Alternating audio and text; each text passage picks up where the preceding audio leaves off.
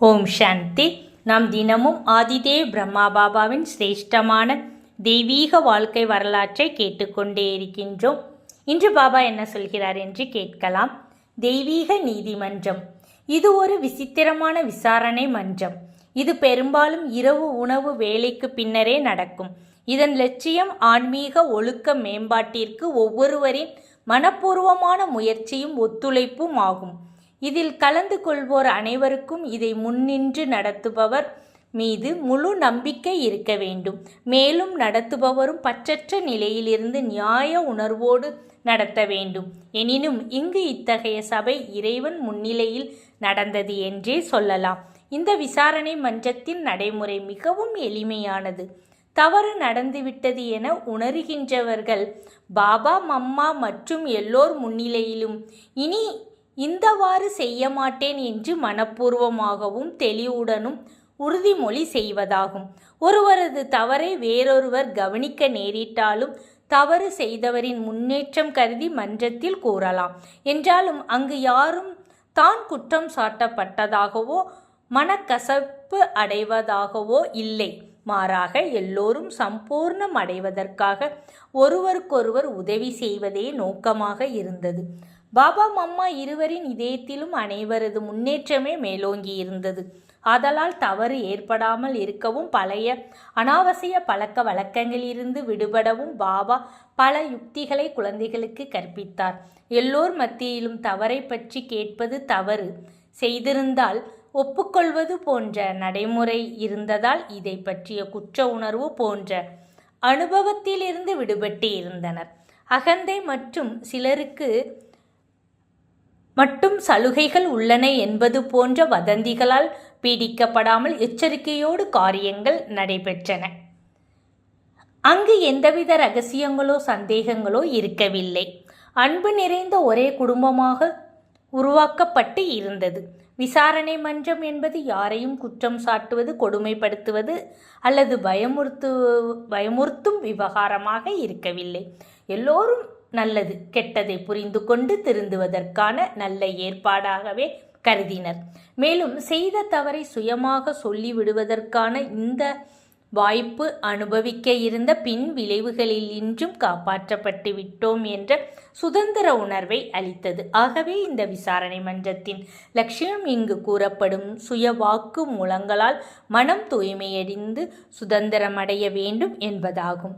இத்தகைய அனுபவம் பெற்ற சகோதரிகளின் மனநிலை அன்று எவ்வாறு இருந்தது என்பதை அவர்கள் பாடிய பாட்டின் மூலம் அறிவோமாக.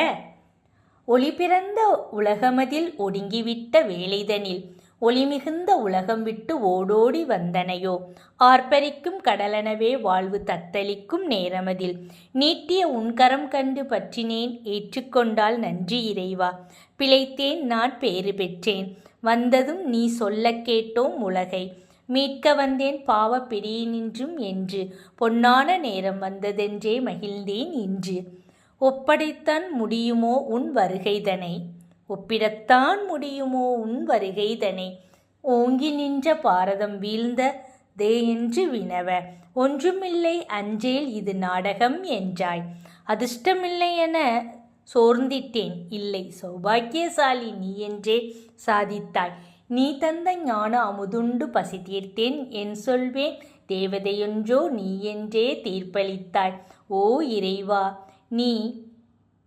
நீ மேலானவன், எல்லோருக்கும் மேலானவன், புத்தம்புது உலகை படைக்கின்றாய் எங்களுக்கு, காத்திருந்து காத்திருந்து சிவதந்தையே நீ கடைசியில் வந்தே விட்டாய் எங்கள் பாரதத்தில், புதுப்பித்த இந்த புனித வாழ்வு மூலம் சுற்றிவிட்ட சக்கரம் போல் கல்பம் மீண்டும் சுழலும் ஐயா, புரிந்து கொண்டேன், நன்றி.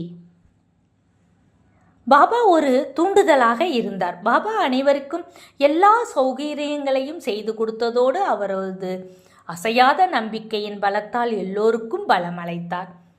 அவரது கலைப்படையாத மலர்ந்த முகம் கண்டு அனைவரும் புத்துணர்ச்சி பெற்றோம். இந்த ஆன்மீக பாதையில் எங்களது பிரயாணம் பல சோதனைக்கு உள்ளான போதும் யாரும் பயப்படவில்லை. நம்பிக்கை இழந்து விடவும் இல்லை. பாபாவின் சம்பந்தமும் நட்பும் மிகப்பெரிய பொக்கிஷமாக இருந்தது. பாபா வயதில் முதியவராக இருந்தாலும் ஓடியாடி உயிரிட்டும் யோகியாகவே திகழ்ந்து வந்தார். பாபா அதிக நேரம் உழைத்தார். பணிவோடு எல்லாவிதமான பணிகளையும் மனமுகந்து செய்து வந்தார்.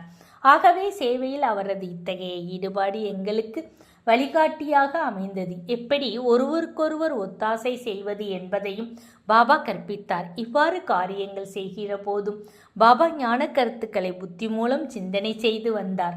இதன் மூலம் அது அறிவு முதிர்ச்சி அடைந்ததோடு நினைவு பயணம் நிரந்தரமாகவும் இயல்பாகவும் அமைந்துவிட்டது. தான் ஆத்ம அபிமானியாக இருப்பதை பாபா அனைவருக்கும் புலப்படுத்தினார். விடாமுயற்சியால் கற்றுக்கொண்ட பாடம். யாராவது தையல் மிஷின் இல்லாமல் கைத்தையல் செய்வதை பார்த்தால் அவர்களுக்கு சிரமம் தெரியாமல் இருக்க அங்கு சென்று அவர்களிடம் ஞான கருத்துக்களை பற்றி கூறி மகிழ்விப்பார். பாபா உடன் இருந்ததால் அனைவருக்குமே உற்சாகம். பாபா எதை சொல்வது என்று தெரியாமல் ஒருபோதும் யோசனையில் இருந்ததே இல்லை. மலை அருவி போல தொடர்ந்து அளவற்ற ஞான பொக்கிஷத்தை அளித்து கொண்டே இருந்தார். ஆன்மீக குழந்தைகளை, உங்கள் கர்மேந்திரியங்கள் வேலை செய்து கொண்டிருக்கையில் உங்கள் புத்தியை சிவபாபாவிடம் வைத்திருந்தால் அழிவற்ற வருமானம் உங்களுக்கு கிடைக்கும். உங்களது கைகள் தைத்து கொண்டிருக்கும் போது சிவபாபாவின் நினைவில் இருந்தால் நீங்கள் சத்யுகத்தில் ராஜ உடை அணியும் பாக்கியத்திற்கு தகுதியாகி விடுவீர்கள் என்பார். பின்னர் பாபா துணி சலவை செய்து கொண்டிருக்கும் இடத்திற்கு செல்வார். நீங்கள் இப்பொழுது உடலெனும் ஆடையை சுத்தம் செய்து கொண்டிருக்கின்றீர்கள். சிவபாபா ஒப்புயர்வற்ற சலவையாளர். அவர் எல்லோருடைய அழுக்கடைந்து விட்ட ஆத்மாக்களை தூய்மையாக சலவை செய்கின்றார். ஆதலால் துணிகளை சலவை செய்யும் போது ஆத்மாவையும் சலவை செய்கிறோம் என்பதை கருத்தில் கொள்ள வேண்டும். இவ்வாறாக எல்லோருமே அதிர்ஷ்டமுள்ள நட்சத்திரம் என்பார். மேலும் அவர்கள் மிக உயர்ந்த சம்பளம் தருகின்ற எஜமானிடம் வேலை செய்கிறோம் என்றும் தான் இதற்கு முன் கற்பனை கூட செய்யாத அளவு இரகசியமாக வருமானம் பெறுகின்றோம் என்பதை உணர வைத்தார். ஆகவே இந்த சரீரத்தை இறைவனது நினைவில் அவரது சேவையில் ஈடுபடுத்தும் பொழுது அனுபவம் செய்கின்ற ஆனந்தமே மிக அலாதியானது. பாபா குழந்தைகளை அழைத்து கொண்டு வெளியே செல்லும் போதும் குழந்தைகளுடன் பிரயாணத்தோடு ஆத்மீக பிரயாணம் செய்ய வேண்டும் என்பார். உங்கள் புத்தி பரந்தாமத்தில் நிலைத்திருக்கட்டும். விலை மதிக்க முடியாத ரத்தினங்களே, உலகிலேயே நீங்கள்தான் இந்த ஆன்மீக யாத்திரையை பற்றி அறிந்தவர்களாக இருக்கின்றீர்கள் என்பார். இத்தகைய சூழ்நிலைக்கு இடையே இன்னொரு சோதனையை சந்திக்கும் நேரம் வந்தது. என்ன சோதனை?